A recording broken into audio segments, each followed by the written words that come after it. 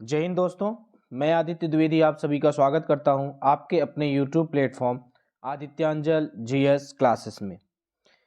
मेरे प्यारे विद्यार्थियों, मध्य प्रदेश पटवारी की जो सामान्य प्रबंधन की श्रृंखला लेकर हम चल रहे हैं, आज उस श्रृंखला के इस वीडियो में जो विषय वस्तु हमने निर्धारित किया है वह विषय वस्तु है हमारा प्रबंधन के उद्देश्य यानी कि ऑब्जेक्टिव ऑफ मैनेजमेंट।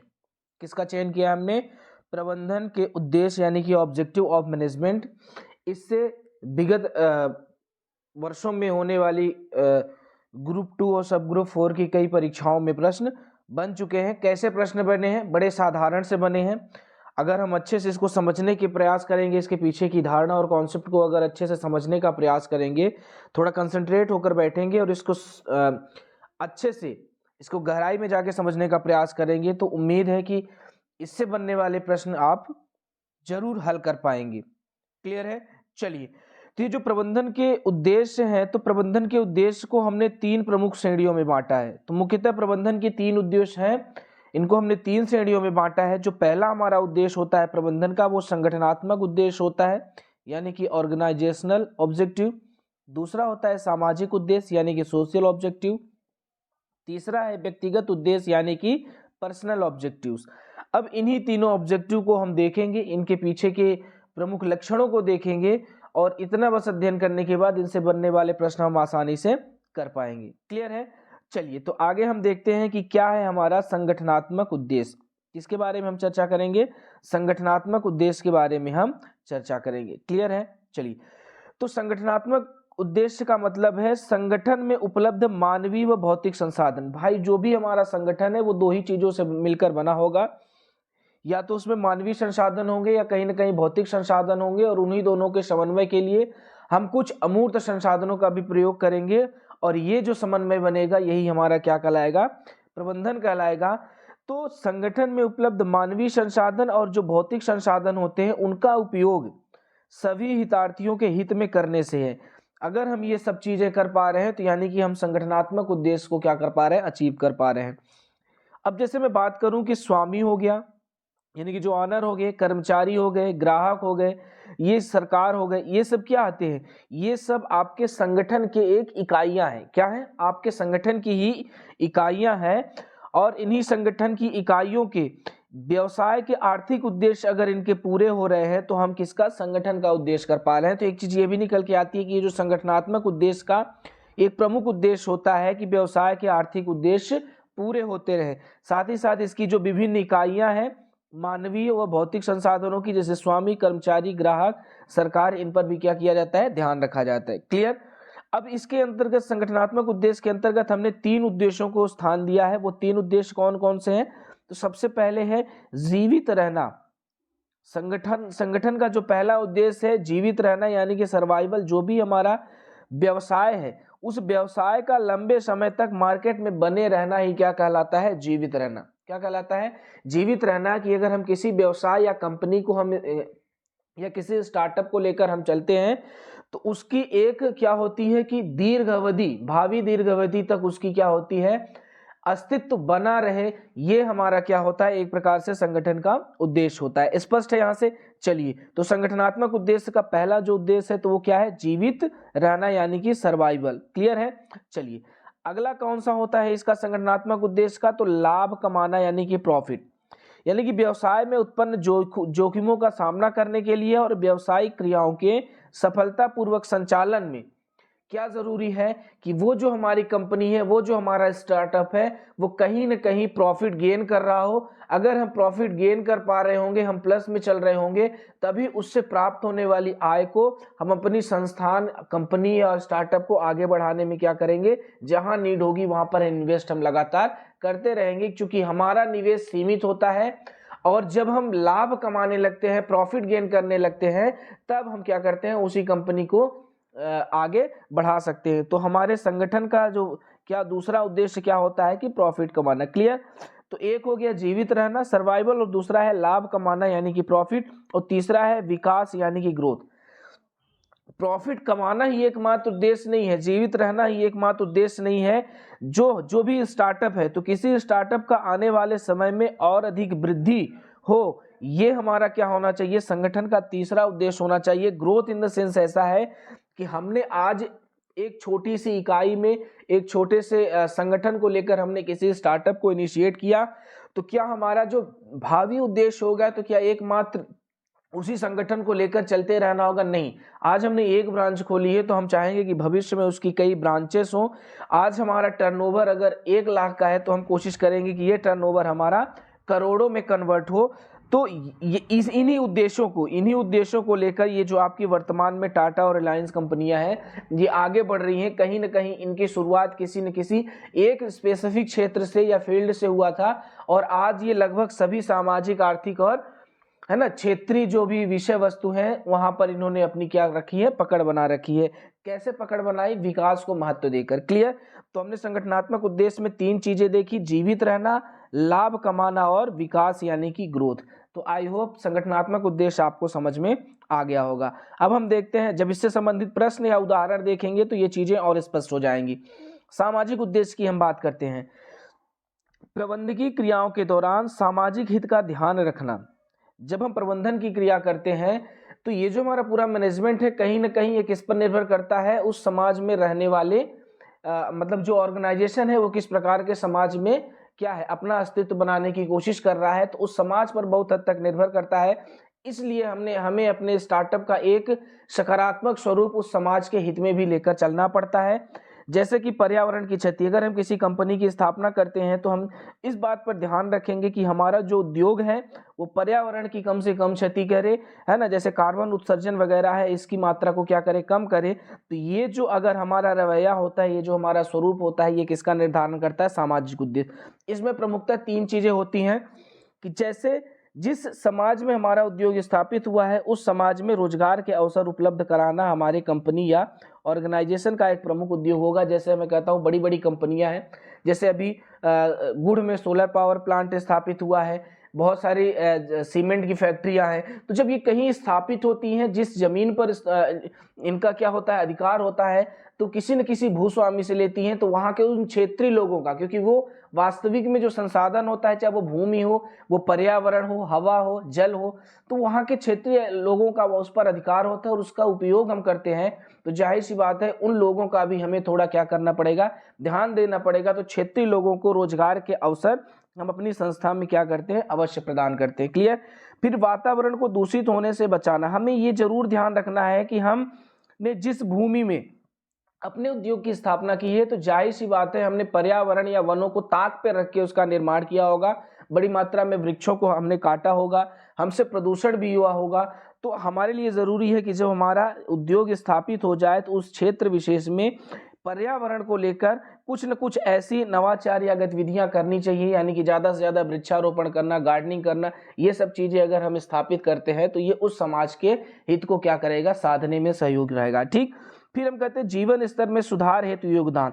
तो वो जो क्षेत्र विशेष के वहाँ का समाज है, लोग हैं, हमारे उपभोक्ता हैं, वहाँ की सरकार है, वहाँ के लोकल लोग हैं, तो और जो वहाँ के एम्प्लॉय हैं, उन सब के लिए हम किसका ध्यान रखेंगे, उनके बच्चों की स्कूली और कॉलेजी शिक्षा के लिए, स्वास्थ्य के लिए अस्पताल वगैरह का, इन सब चीज़ों का हम ध्यान रखेंगे और ये उनके जीवन स्तर में सुधार में क्या होगा, योगदान होगा। तो हमने देख लिया 3 चीज़ें देखी, किसके, सामाजिक उद्देश्य में कौन कौन सी चीज़ें हैं, रोजगार के अवसर उपलब्ध कराना, वातावरण को दूषित होने से बचाना और जीवन स्तर में सुधार हेतु योगदान, जैसे स्कूल, कॉलेज, अस्पताल का निर्माण करना। क्लियर है? तो 2 प्रकार के उद्देश्य यहाँ से स्पष्ट हो जाते हैं। जो हमारा तीसरा उद्देश्य है वो व्यक्तिगत उद्देश्य है। कौन सा उद्देश्य है? व्यक्तिगत उद्देश्य है। और व्यक्तिगत उद्देश्य कहने का मतलब कि जो उस संगठन से जुड़े जो मानव संसाधन है, कर्मचारी हैं या वह स्वयं ऑनर ही क्यों ना हो, तो वो उस संगठन को लेके किस प्रकार के अपने व्यक्तिगत उद्देश्य सिद्ध कर सकता है, उसकी बात करेंगे। तो उसमें व्यक्तिगत उद्देश्य में सबसे पहले आता है वित्तीय आवश्यकता, यानी कि फाइनेंशियल नीड। पहला उद्देश्य क्या आता है? वित्तीय आवश्यकता यानी कि फाइनेंशियल नीड। चाहे वो ऑनर हो, चाहे एम्प्लॉय हो, चाहे कर्मचारी हो, उसका जो प्रथम उद्देश्य होता है व्यक्तिगत स्तर पर, तो ये इसी उद्देश्य से किसी संगठन या कंपनी को ज्वाइन करता है कि आगे चल के उससे प्राप्त होने वाली सैलरी जो होगी वो हमारी और हमारे परिवार की आर्थिक स्थिति को सुदृढ़ करने में क्या होगी, सहायक होगी। क्लियर। फिर उसकी क्या होती, कुछ सामाजिक आवश्यकताएं होती हैं। भैया वो स्टार्टअप कर रहा है, किसी कंपनी को ज्वाइन कर रहा है, वो एक क्या बोलते हैं, पर्याप्त सैलरी पाना चाहता है। क्यों? ताकि इन सब चीज़ों के माध्यम से वो उस समाज में, जिस समाज में वो रह रहा है, वो अपना अस्तित्व बना सके और उनको बता सके कि मैं क्या कर रहा हूँ, कि मैं बेरोजगार और बोझ नहीं हूँ उस समाज के लिए, मैं उस समाज और खुद के लिए और अपने परिवार के लिए क्या हो रहा हूँ, सहयोगी साबित हो रहा हूँ अपनी इस आर्थिक गतिविधि के द्वारा। ठीक। तो उसको समाज में एक रिस्पेक्ट, सोशल रिस्पेक्ट उसकी क्या होती है, जरूर होती है। तो सोशल नीड हो गया। फिर उच्च स्तरीय आवश्यकताएं, हायर लेवल नीड क्या होती है, हायर लेवल नीड यानी कि व्यक्ति चाहता है कि मैं आज क्लर्क के पोस्ट पे नियुक्त हुआ हूं तो मैं जीवन पर्यंत इसी पद पर न रह सकूं, आगे चल के मैं क्लर्क से क्या हो सकूं, हेड क्लर्क हो सकूं, फिर मैं क्या असिस्टेंट मैनेजर की पोस्ट पे जा सकूं, मैनेजर की पोस्ट पे जा सकूं, मैं वो जो ऑर्गेनाइजेशन है उस ऑर्गेनाइजेशन के जो प्रमुख सदस्यों का, नीति निर्माण वाले जो सदस्यों का समूह है वहां पे मैं जा सकूं, और हो सके तो इस कंपनी में मैं अपना कुछ शेयर भी क्या कर सकूं, स्थापित कर सकूं। तो ये क्या होती है, इसकी उच्च स्तरीय आवश्यकताएं होती हैं। और उच्च स्तरीय आवश्यकताओं की पूर्ति भी हम किसके द्वारा करते हैं, व्यक्तिगत उद्देश्यों के रूप में। क्लियर। तो वित्तीय आवश्यकताएं, सोशल नीड्स और हायर लेवल नीड यानी कि उच्च स्तरीय आवश्यकताएं, ये किस प्रकार के उद्देश्य हैं किसी भी संगठन के, प्रबंधन के, तो ये व्यक्तिगत उद्देश्य हैं। कैसे हैं, व्यक्तिगत उद्देश्य। तो तीन प्रकार के उद्देश्यों को हमने देख लिया।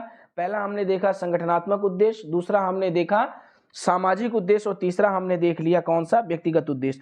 अब इन उद्देश्यों को हम एक उदाहरण के द्वारा समझने का प्रयास करेंगे और इसी उदाहरण से संबंधित आपके समक्ष प्रश्न आएंगे।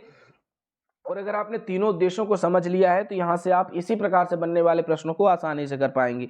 प्रश्न क्या है, उदाहरण से देखते हैं कि किसी कंपनी के 3 कर्मचारी हैं, ए, बी तथा सी। ये आपस में बैठकर चर्चा कर रहे हैं। इनके कथन से किस उद्देश्य का स्वरूप दिखता है, चर्चा कर रहे हैं और हर व्यक्ति, तीनों व्यक्ति अपने अपने कथन देते हैं, और जो ये कथन बोल रहे हैं, जो स्टेटमेंट दे रहे हैं या जो बातें कर रहे हैं, इन बातों के पीछे इन्हीं तीन में से कोई उद्देश्य क्या हो रहा है, दृष्टिगत हो रहा है। अब आपको यहां से डिसाइड करना है कि इनके कथन में कौन सा उद्देश्य निहित है, संगठनात्मक है, सामाजिक है कि व्यक्तिगत है। जैसे ए का कथन है कि किसी कंपनी ने हमें जॉब दी, हमारा कर्तव्य है कि हम उसे लंबे समय तक जीवित रखें।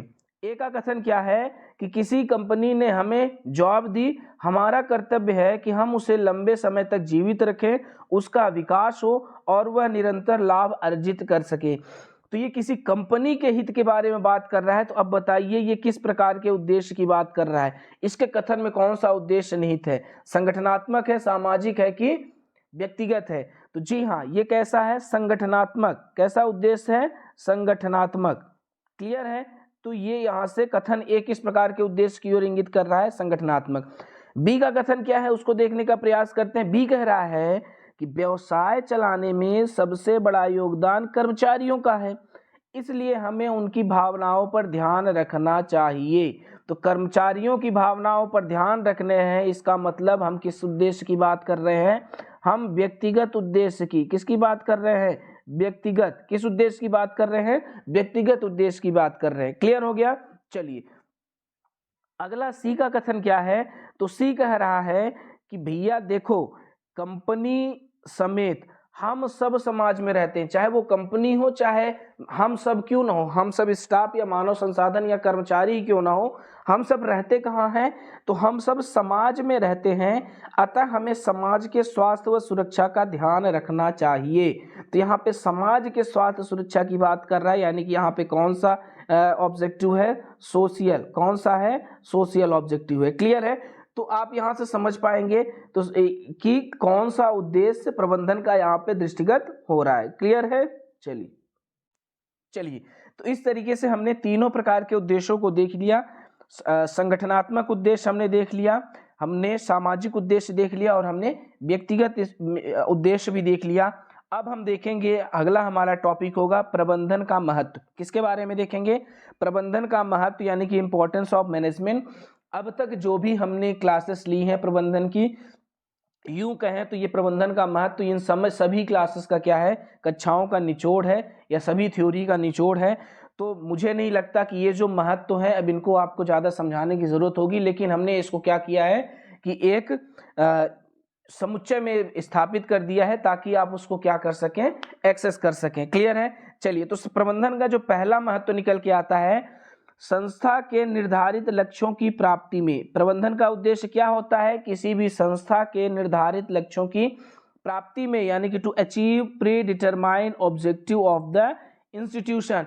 जो भी संस्था है, जो भी कंपनी है, वो किसी न किसी लक्ष्य या उद्देश्य को लेकर क्या करती है, अपना स्टार्टअप शुरुआत करती है, और उस संस्था के निर्धारित लक्ष्यों को प्राप्त करने के लिए सबसे ज्यादा क्या महत्व, किसका महत्व होता है? प्रबंधन का। किसका महत्व होता है? प्रबंधन का। क्लियर हो गया? चलिए, न्यूनतम प्रयत्नों से अधिकतम परिणामों को प्राप्त करना, यानी कि to attain maximum result with minimum efforts, यानी कि जो हमारे पास क्या है, एफर्ट क्या है, संसाधन क्या है, या यूं कहो कि इस कथन से सीधे सीधे ये कहने का मतलब है कि कम से कम संसाधनों में अधिक से अधिक लाभ प्राप्त करना, या अधिक से अधिक लक्ष्यों को या उद्देश्यों को अपने अकॉर्डिंग क्या करना, प्राप्त करना। चाहे वो क्या हो, मेन मटेरियल और मशीन, मेन मटेरियल और मशीन का ऐसा उपयोग करें, यानी कि न्यूनतम प्रयत्नों से अधिकतम हम परिणामों को क्या कर सकें, प्राप्त कर सकें। क्लियर? तो संसाधन भले हमारे पास कम हो, तो कम से कम संसाधनों में अधिक से अधिक लाभ प्राप्त करने को हम किसके द्वारा विस्तृत कर सकते हैं या विस्तार दे सकते हैं? तो प्रबंधन के द्वारा। क्लियर है? चलिए, अब अगला महत्व क्या निकल के आता है प्रबंधन का?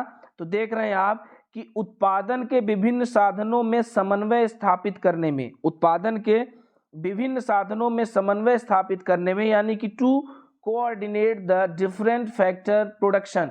तो प्रोडक्शन जो हमारा कंपनी, जो हमारा संस्थान है, जो हमारी कंपनी है, जो प्रोडक्शन कर रही है, और इस प्रोडक्शन में जो विभिन्न साधन लग रहे हैं, चाहे वो क्या हो, भौतिक संसाधन हो, चाहे वो मानव संसाधन हो, चाहे वो आर्थिक संसाधन हो, मुद्रा के रूप में हो, तो इनका एक क्या है, एक इनका व्यवस्थित या संतुलित अनुपात का हम प्रयोग करें, और इनमें एक कोऑर्डिनेशन स्थापित करके हम क्या कर सकें, उत्पादन को ज्यादा से ज्यादा बढ़ा सकें। क्लियर? फिर है गला काट प्रतिस्पर्धा का सामना करना। चूंकि ऐसा कोई फील्ड नहीं है, किसी फील्ड में हमारी कंपनी अगर आप स्थापित कर रहे हो, तो कहीं ना कहीं उसके प्रतिस्पर्धा में कोई दूसरी इकाई या कंपनी जरूर कार्यरत रहती है। तो क्या करना होता है कि अब क्योंकि वो पहले से स्टेबलिश्ड है, तो एक स्टेबल कंपनी के अगेंस्ट हम अपने अस्तित्व को स्थापित कर सकें, तो ये जो कंपटीशन निर्माण होता है वो क्या कहलाता है? प्रतिस्पर्धा कहलाता है। अब इसमें क्या होता है कि अपने लाभ को और अपने कंपनी को लंबे समय तक अस्तित्व बनाने के लिए अपने उत्पादों की क्वालिटी और अपने उत्पादों की कीमतें और अपने सर्विस में क्या करते हैं, लोग कटौती करते हैं, ताकि जो उपभोक्ता हैं वो लालें हमारी कंपनी के उत्पादों का प्रयोग ज्यादा से ज्यादा करें। तो इस प्रकार से जो प्रतिस्पर्धा बनती है उसको गला काट प्रतिस्पर्धा कहते हैं, यानी कि to face cut throat competition. यानी कि जैसे अभी हम बात कर दें किसके बारे में, मोबाइल कंपनियों की, है ना, जो विभिन्न सूचना संचार की कंपनियां हैं, जैसे आइडिया हो गया, एयरटेल हो गया, और कौन सा हो गया आपका, जियो हो गया। तो जब से जियो ने इंटरनेट की व्यवस्था को कम किया है, तब से इन विभिन्न कंपनियों के बीच इंटरनेट सेवा को लेकर के किस प्रकार की प्रतिस्पर्धा चल रही है? तो गला काट प्रतिस्पर्धा। कैसे प्रतिस्पर्धा चल रही है? गला काट प्रतिस्पर्धा। क्लियर है? फिर अगला महत्व क्या है प्रबंधन का? तो प्रबंधन का मतलब है, अगला जो महत्व है कि आधुनिक वैज्ञानिक एवं तकनीकी आविष्कारों का लाभ उठाने के लिए, है ना, यानी कि to take advantage of modern scientific and technical invention. यानी कि जैसे मैं कहूँ कि बहुत सारी कंपनियां हैं सूचना संचार की, भी मैंने कुछ कंपनियों की बात की, तो अभी तक तो ये 4G के संचार की व्यवस्था को लेकर चल रहे थे, लेकिन जैसे ही 5G आया तो अब इन कंपनियों में क्या हो गई, होड़ हो गई कि जो भी आधुनिक और वैज्ञानिक तकनीकी का आविष्कार हो रहा है, 5G आ रहा है, तो हम जल्दी से जल्दी अपनी कंपनी के तहत इसका इम्प्लीमेंटेशन करके लोगों तक सर्विस को क्या करें, आसानी से पहुंचा सकें, और अपने जो बने बनाए कस्टमर हैं उनको क्या कर सकें, स्थायी रूप दे सकें।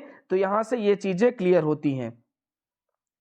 ठीक, चलिए फिर हम बात करते हैं किसके बारे में, श्रम समस्याओं के साधन के लिए। तो अगला प्रबंधन का महत्व क्या है? श्रम समस्याओं के समाधान के लिए, यानी कि टू सॉल्व लेबर प्रॉब्लम्स। क्योंकि वर्तमान समय में बढ़ते आधुनिकीकरण और मशीनीकरण के बीच जो लेबर है, जो मानव पूंजी है, मानव संसाधन है, इसको आवश्यकता के अनुसार उपलब्ध कराना, ये बहुत बड़ी क्या है, चुनौती होती है किसी भी इकाई के लिए। लेकिन इसको हम अगर पूरा कर सकते हैं तो किसके माध्यम से कर सकते हैं, एक बेहतर प्रबंधन के माध्यम से। किसके माध्यम से, प्रबंधन के माध्यम से। अगला महत्व क्या निकल के आता है, उत्तरदायित्व को पूरा करने के लिए, यानी कि टू फुलफिल सोशल रिस्पॉन्सिबिलिटी, है ना। ये भी प्रबंधन का क्या है, एक तरीका है, एक स्वरूप है, ये प्रबंधन का ही महत्व है। और जिस क्योंकि आपकी जो इकाई है, आपका जो संस्थान, आपकी जो कंपनी है, किसी न किसी सोशल में, समाज में रहकर अपने स्थायित्व को बनाने की कोशिश कर रही है, तो वहां के सामाजिक लोगों को वो जरूर प्रभावित करेगी। तो आपकी कंपनी उस समाज से कैसे इंटरेक्ट कर सके, उनका कैसे ज्यादा से ज्यादा हित सिद्ध करे, उनसे कैसे अपना जुड़ाव स्थापित कर सके, तो इसके लिए जरूरी है कि उस जो समाज की है, उनकी जो नीड है, उनकी जो जरूरतें हैं, उनके जो दायित्व है, उनको भी हम लेकर चलें अपने औद्योगिक इकाइयों के उद्देश्यों में।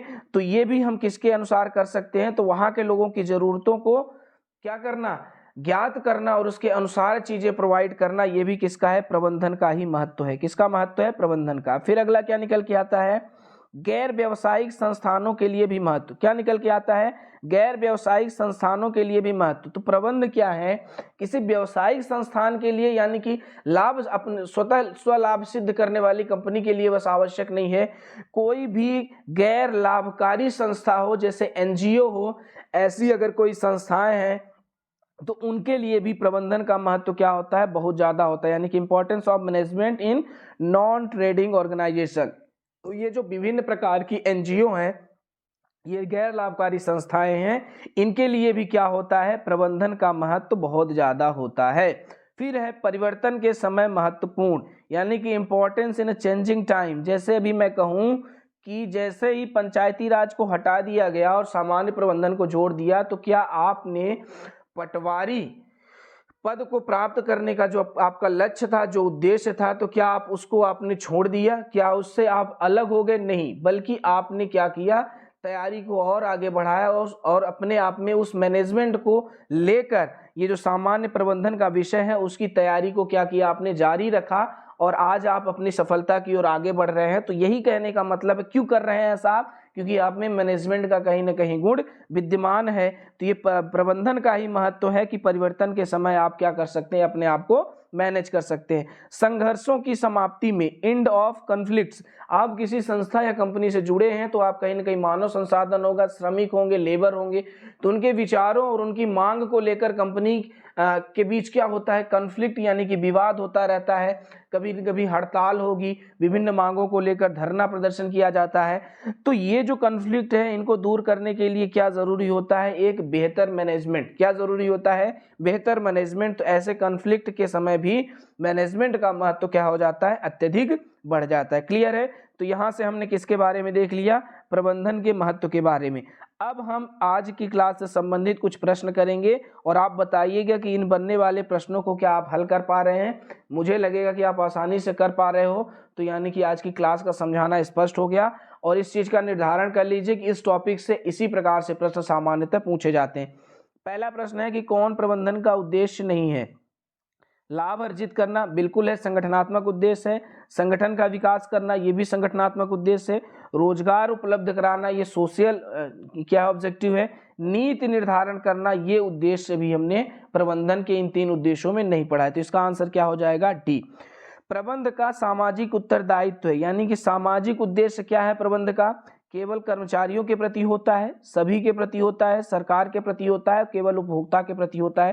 तो ये जो तीनों समूह हैं, ये कहीं ना कहीं समाज में विद्यमान होते हैं। तो ये सामाजिक ऑब्जेक्टिव है, यानी कि डी होगा, बी होगा इसका आंसर। क्लियर।